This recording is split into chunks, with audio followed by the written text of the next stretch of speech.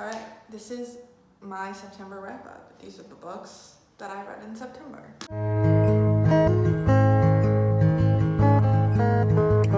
The first book that I read this month, I checked it out in my library, was Midnight Sun. And I gave this book 4 stars.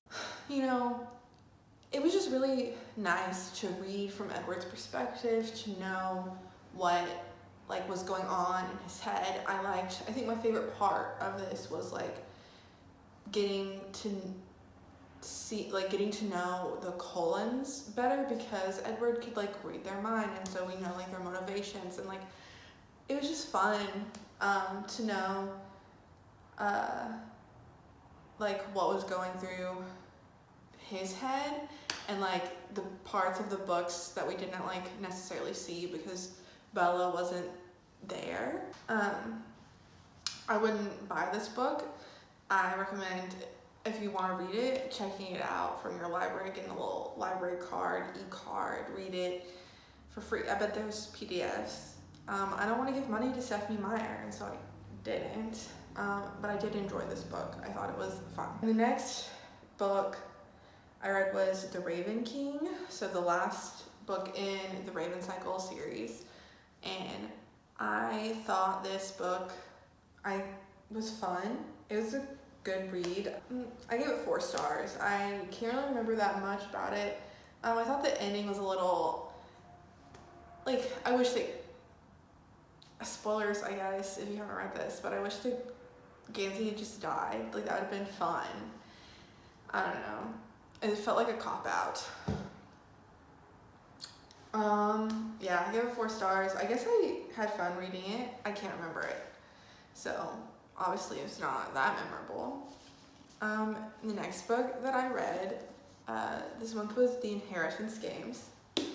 I have been looking forward to this book and its release for so long. I love this author. I think she writes a great, strong female protagonist. I've read a bunch of her stuff, and this concept was so interesting.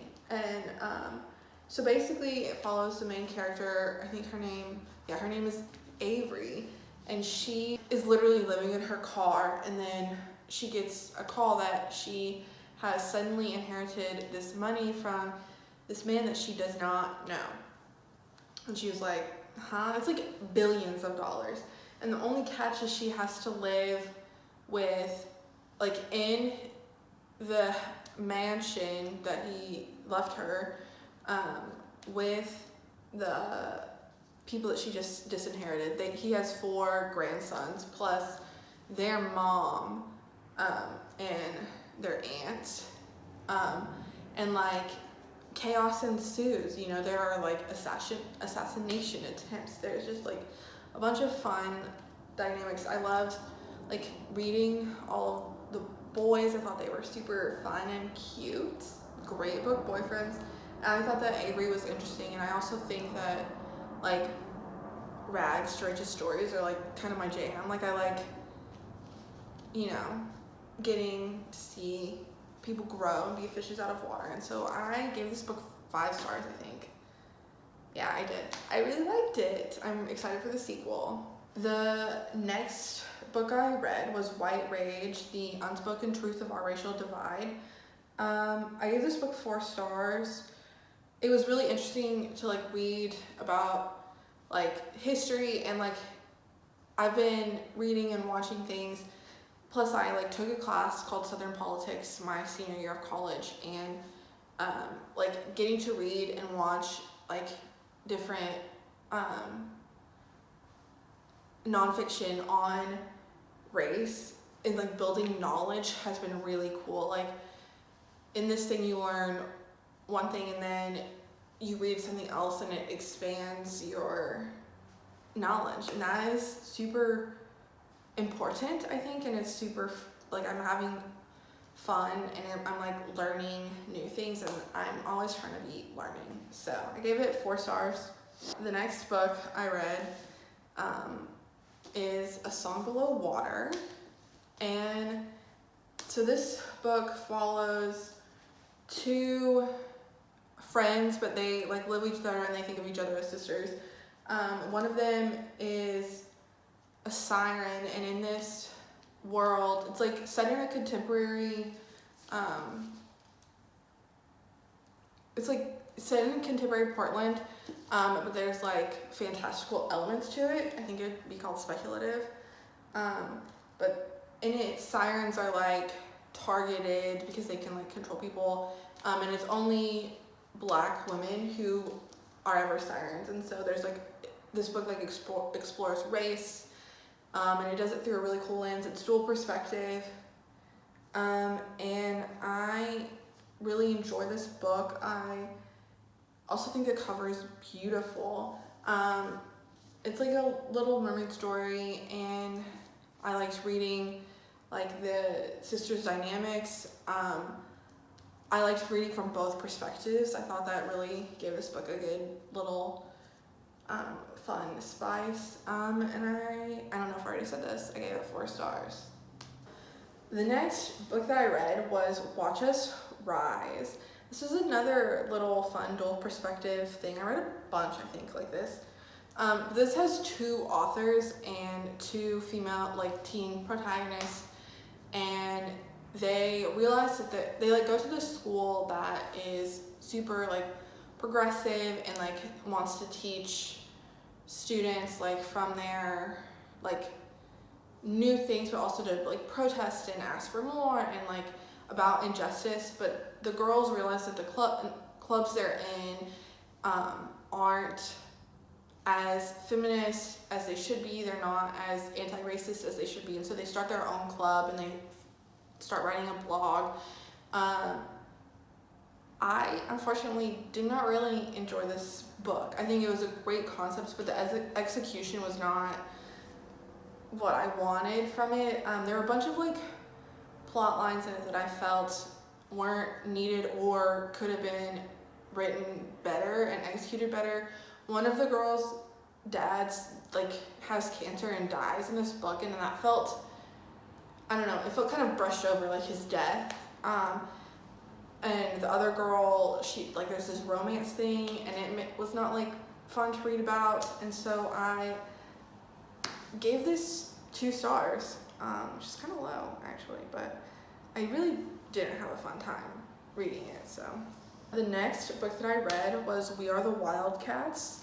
This book follows a girls' high school field hockey team, and it's like multiple different perspectives, and it's just over one night. Like it's the last, they like find out if they made varsity, and then they have like this fun thing that they do. And I thought this book did some things really, really well. I thought the character development, even though it was just over one night, was really fun to read about. I thought like being in all the girls' different heads was a really good way to tell the story. But in this book, the coach sucks. He's like grooming multiple players. He's manipulating situations. It's crazy. And if I pick up a book about sports, do not want to be reading about a terrible coach who is being a bad person. Like, I think this story could have been told hitting like main points without that element of the story. I think it could have been told with a supportive coach, with a good like Coach Taylor Mulder of men figure, even though they're not men. But it sucks, and so for that reason I gave this book 3 stars. The next book that I read this month was All Boys Aren't Blue. And this is a memoir written by a Black queer person who like tells the story of their growing up and like the way that their family and like the Black community like impacted what they were doing, and so it like mixes like their queerness with the race aspect, and it was like really interesting to read. And it was also like last month I read What Doesn't Kill You Make You Blacker, and that like reading these two like so close together, it was really cool to see like different perspectives from different Black people on like growing up and like how you know, like racial tensions affected them, how it was just a really good experience. This is like a memoir geared towards young adult people, like it's a YA memoir, and so some of the language in it was like a little like juvenile, but it wasn't for me. Like, this book is not something that was written, you know, geared toward me, you know. So I think it's super important for queer people to read, for Black people to read, for Black queer people to read, but I don't, but like that aspect of it did hinder my enjoyment. It hindered how much I enjoyed it. So I gave it 4 stars, but I thought it was really good, and I think that you should read it. The next book that I read this month was Transcendent Kingdom, and this is the story of Gifty, who is a, her parents immigrated from Ghana, and her brother, like, she's a neuroscientist, yeah, a PhD candidate in neuroscience, and she's like studying reward functions in the brain, like basically addiction, and her brother like was an addict and died of an overdose, and like her mom is depressed, and like her mom comes to live with her, and I really liked the way that this story was told, because it was like Gifty just reflecting back on different parts of her life, and it was like kind of like, it was not like it was like multiple timelines, I guess, and I thought it was really good. And she also was like dealing with faith, because she was raised in a super Christian household, and so that was I like really liked this, and so I gave it 4 stars. It was very good, and I had a good time. The next book that I read on audio, which I also read All Boys Aren't Blue on audio, which was a really cool, fun experience. But this one, I read Clap When You Land, and I enjoyed this. I thought it was good. I did feel like the pacing was off a little, which a bunch of people say this.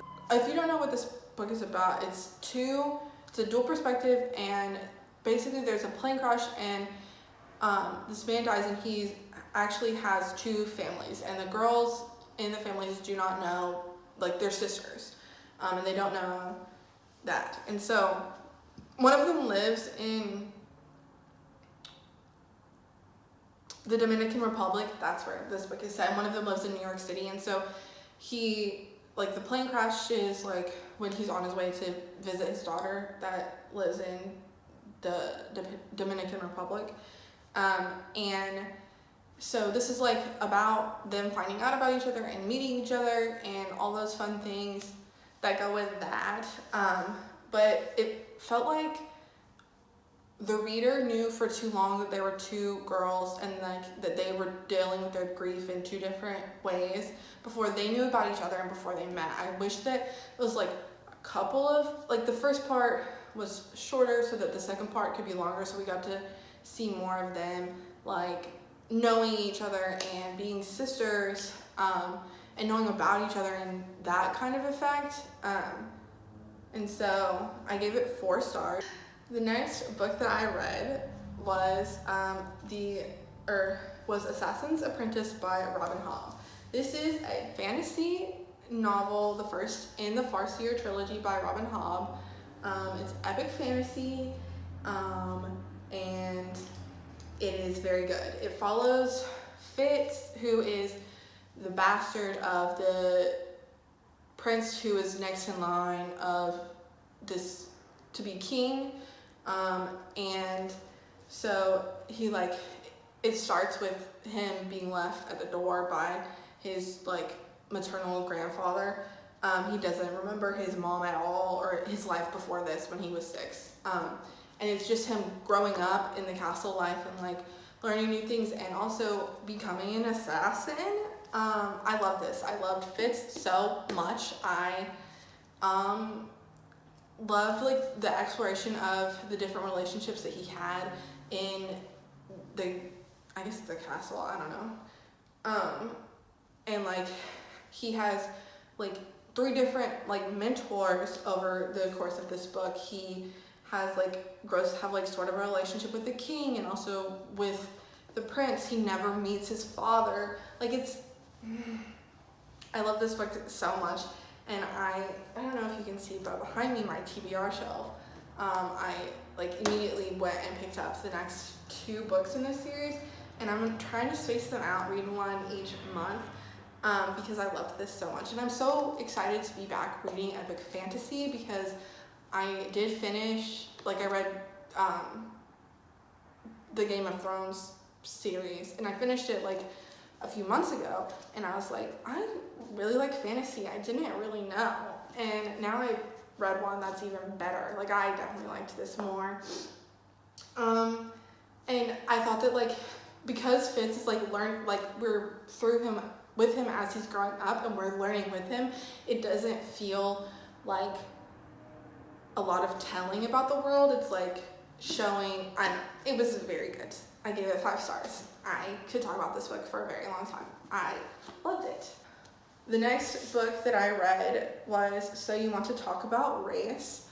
I gave this 5 stars. I love this. I think that of all of the like anti-racist books that I've read, or like books to continue my anti-racist learning, this is the most useful, and I think it's really important to read for everyone. I think that this like tells you a little bit about the history, but mostly it tells you about like a person of color's experience living as a person of color, and like how to engage in conversations like online or in person about racism. And that is like ultimately the most important thing for a white person to learn, is like how to go about things, and how to also like if somebody like calls you out on maybe performing a microaggression that you didn't realize you were performing, how to respond to that. And I loved this. I thought it was really good, and I gave it 5 stars. I think I already said that, but read this book.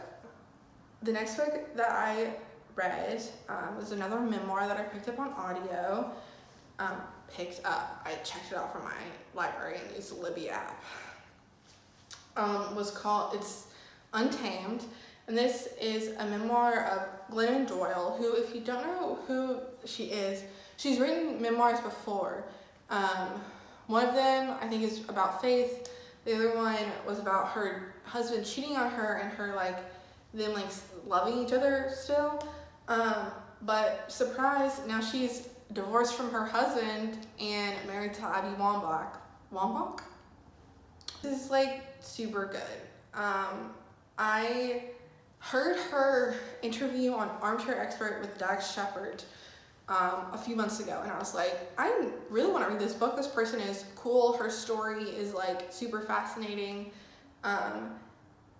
and I want to read this. But this book like is about women and like how we can often be caged by society, and Glennon Doyle is like a I can't say that word, philanthropist, and she like just explores like things that like caged her or tamed her, I guess, and then she like talks about like rules that she lives by, and then she gives more stories. I don't know. The format of this book was like different than anything I've ever read, but I really liked it.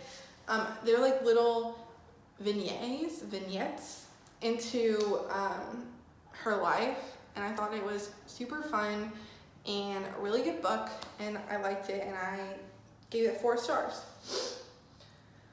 Oh, I DNF'd a book this month. I DNF'd it yesterday. I DNF'd Just a Boy and a Girl in a Little Canoe. This book is like a standalone but a follow-up of a book that I picked up a few summers ago and really liked and have reread a couple of times. called, I'm trying to find it on my shelf with my eyes. I see London, I see France, blah, blah, I don't know.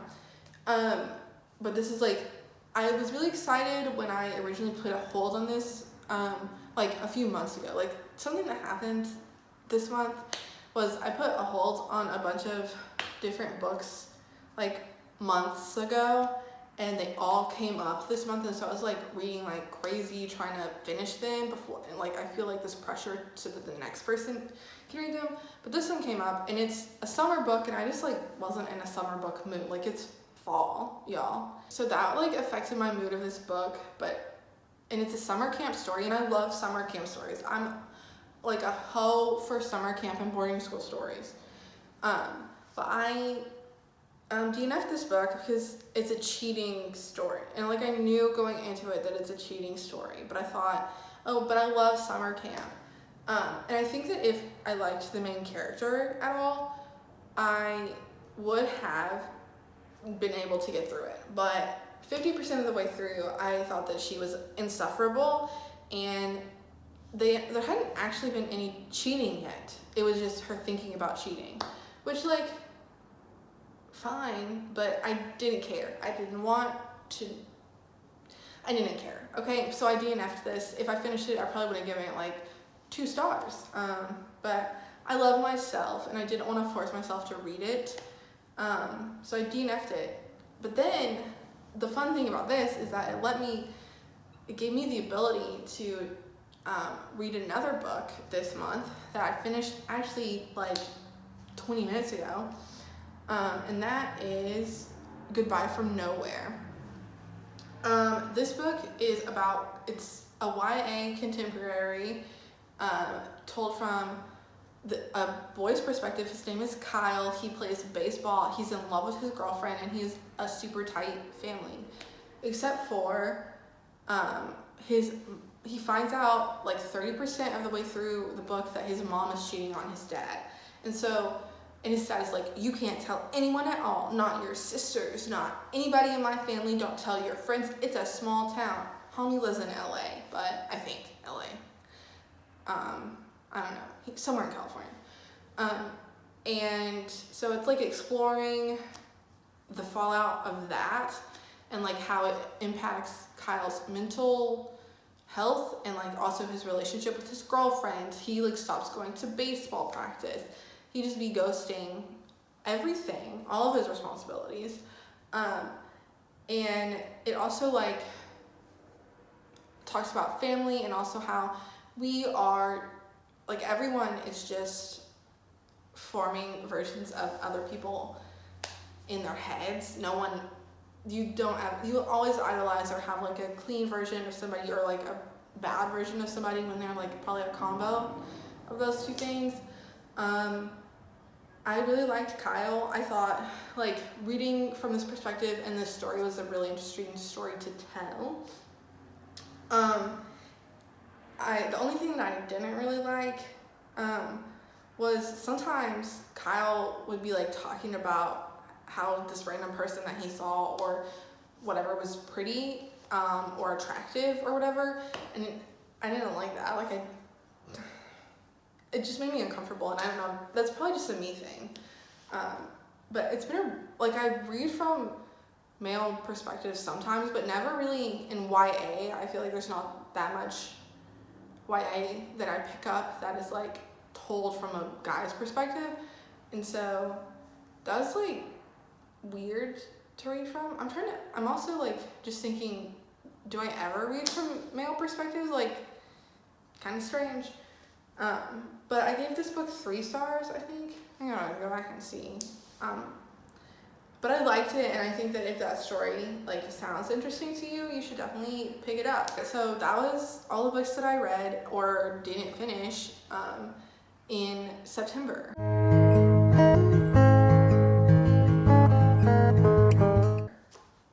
This has been a wrap up. Let me know what you thought, I guess.